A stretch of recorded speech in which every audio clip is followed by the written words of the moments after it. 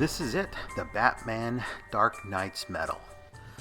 And this is one really nice figure. I just picked this one up at Target, but I do have another one that I have on pre-order through Target itself. So I did finish the work on this earlier, and I took a few photos. Anyway, I'm just going through here doing a voiceover to show you what I did to this Batman. As you can see on the back of the leg, there is no paint. That's one of the things that I did center some attention onto. And I do want to bring out some of the texture without using so much paint.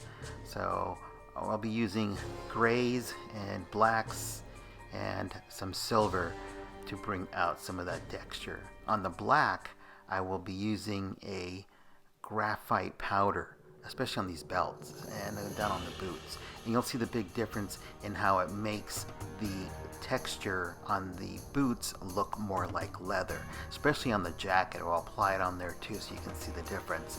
A lot of detail on the jacket up on the spikes and on the arm that are also going to use maybe a black wash to bring out the detail on the armor, on the silver, without dulling it. So let's get started.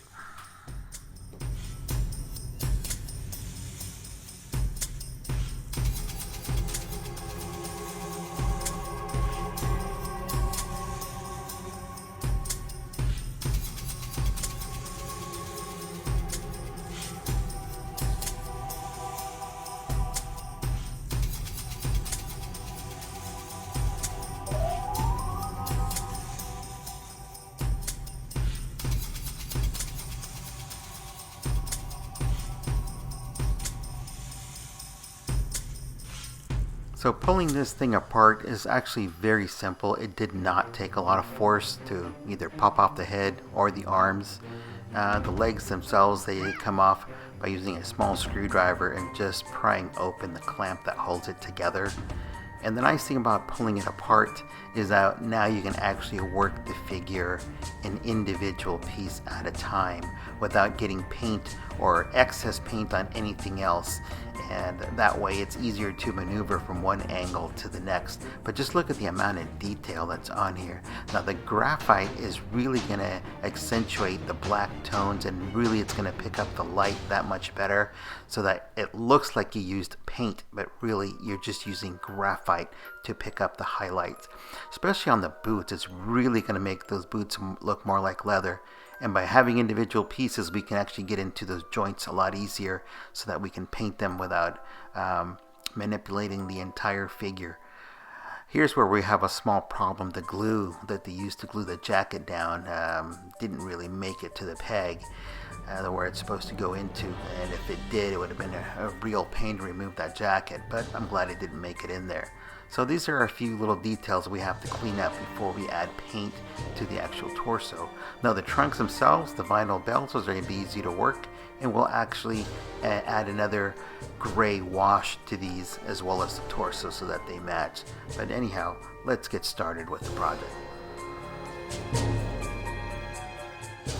I just wanted to make a point here that the paint that I'm using is no longer available. You can probably just still find it on eBay and other sources. It's Tester's paint. It's a good paint. It's acrylic. It is definitely not enamel. It will not work on plastics. Acrylics have to be applied in thin coats, and you have to build up your layers. You can't just apply it all at once. Let's get started.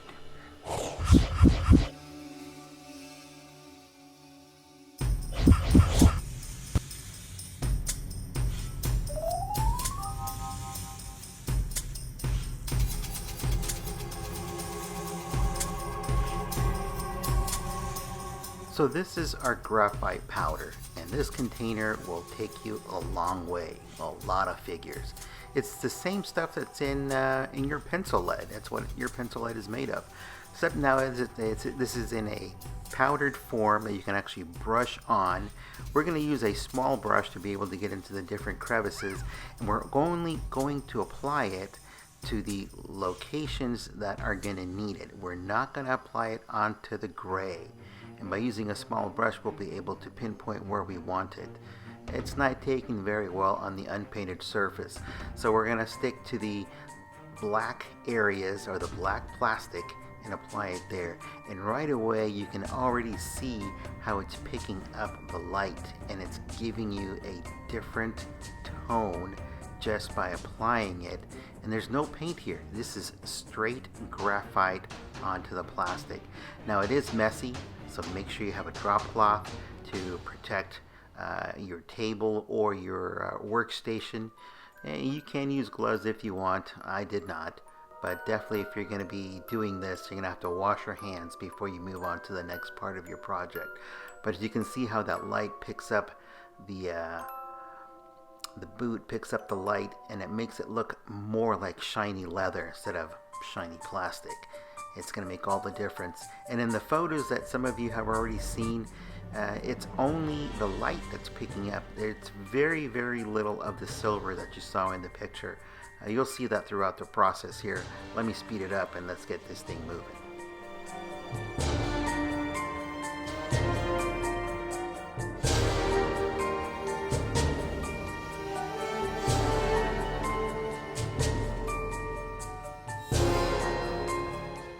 Now I applied the graphite to the jacket as well, and it really picked up those highlights. I have this colored light on the right hand side so you can see how it just picks up the color without using any kind of paint. Now we're going to seal this as well before we move on to anything else. If we don't seal it, it's going to be rubbing off on our hands and it's just going to make a mess of the project. So definitely use a clear coat sealer to be able to work on the next part of your project after it dries. Let's move on to the next part.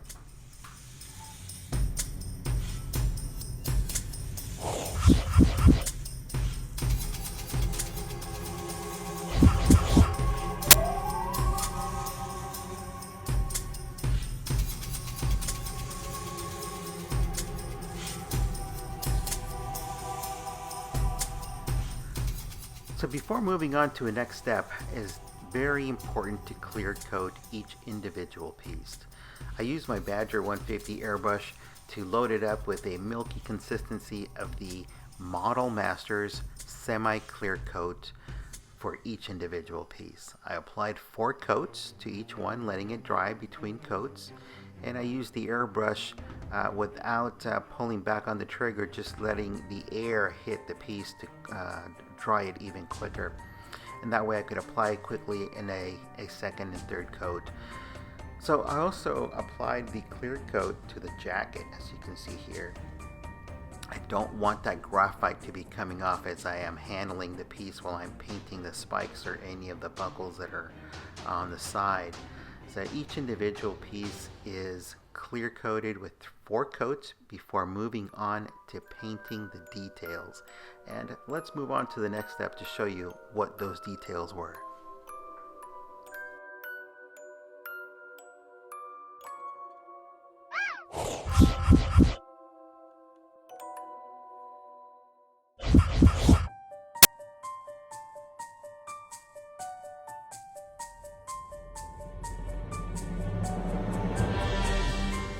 Now before applying any paint, I did have to have the torso ready as well, and I had to remove those spots of glue that were on the emblem and on the back where the coat was attached. Fortunately, they didn't glue it on properly, so it just really made a mess, but it was easier to take it off. So we wanted to get this ready so that it didn't look to be an eyesore after it was painted. Now once it was ready to go, I then prepped my gray colors that I wanted to add as a wash onto the gray that was already there. And I went with a darker gray only to accent the textures that were there. And once again, it is acrylic, so you have to do it in thin coats. And then on your second and third coat, you can go deeper into the color where needed.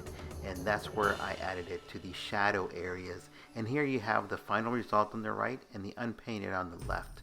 So you can definitely see the shadow areas popping a little bit more. And once we hit it with a direct light to cause more shadows, those dark areas are going to be that much more pronounced.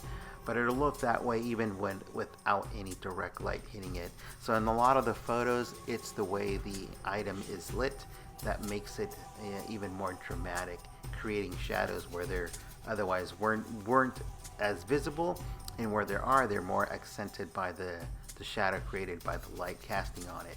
So each individual piece is obviously treated as its own project. So you're looking total in this project about an hour and a half after taking the pieces together. And here we have the final result after 3 layers of paint.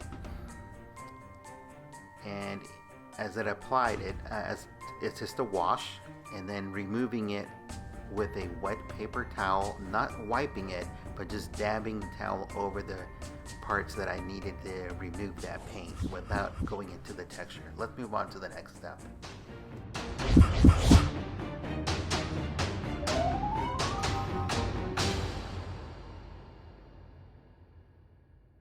So this is the nice thing about having the pieces individually. It's easier to hold them and to paint them. Here I'm adding the black wash to the silver gauntlets, and I'm only adding it in thin layers, once again using a cloth, actually a paper towel, to just wipe off the excess, dab away the excess, and then go back in with another second and third layer where it's needed. I'm using the airbrush here. It's empty, you can tell in the color cup. Just using the air to dry it quicker to be able to apply a second and third layer.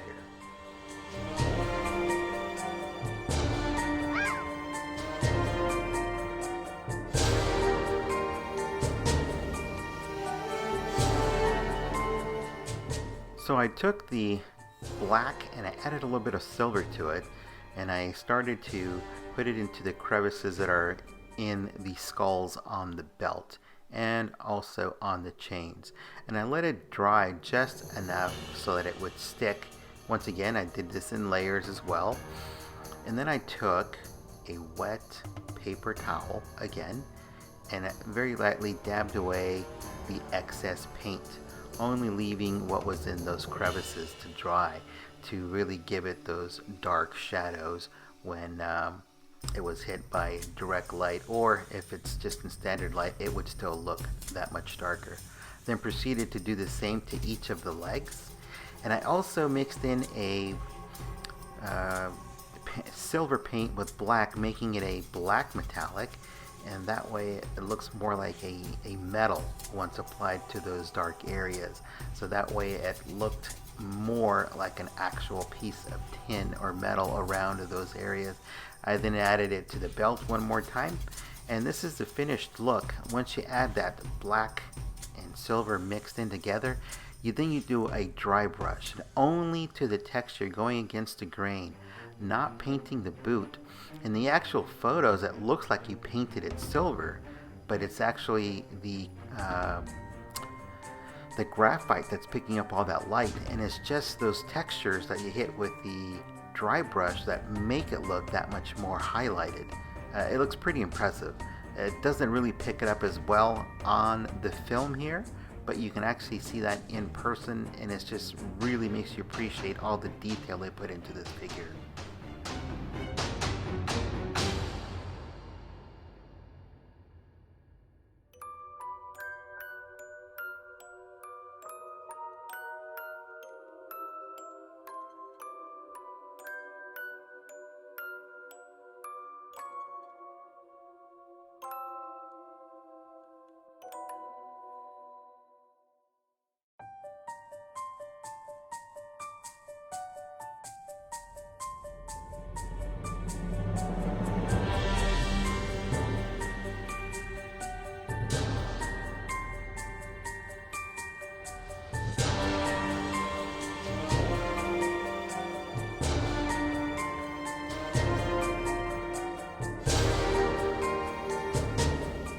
Now once all of the paint was dry, the black and silver mix, I went back in and added true highlights of silver over the tops of the skulls on each and every single one, and then on the surface details, not the actual crevices, and the same thing with the belt buckle and the chains.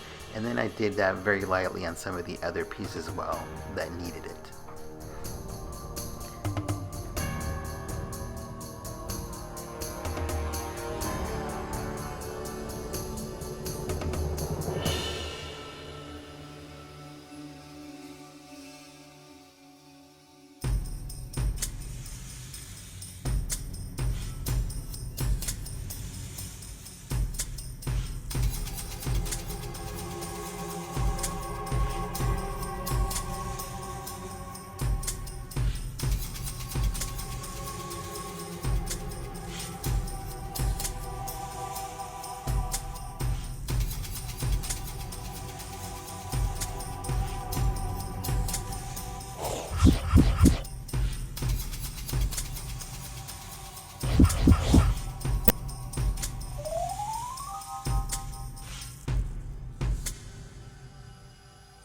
So this is what the silver black dry brush looks on the metal pieces on the boot or the straps.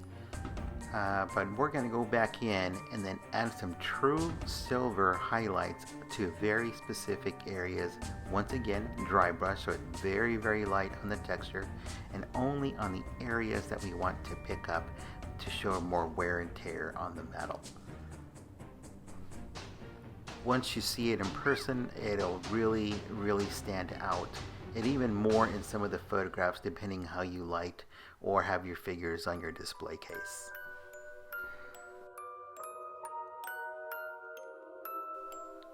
So once that was finished, I tackled the last part of the project, which was the jacket, and I'm just going to speed this up because there's just so many little details on here it would take forever. But each one of those spikes only had one side that was painted, and I wanted to make sure it was painted on every single side so that you can see it from different angles. Let's move on to the next step.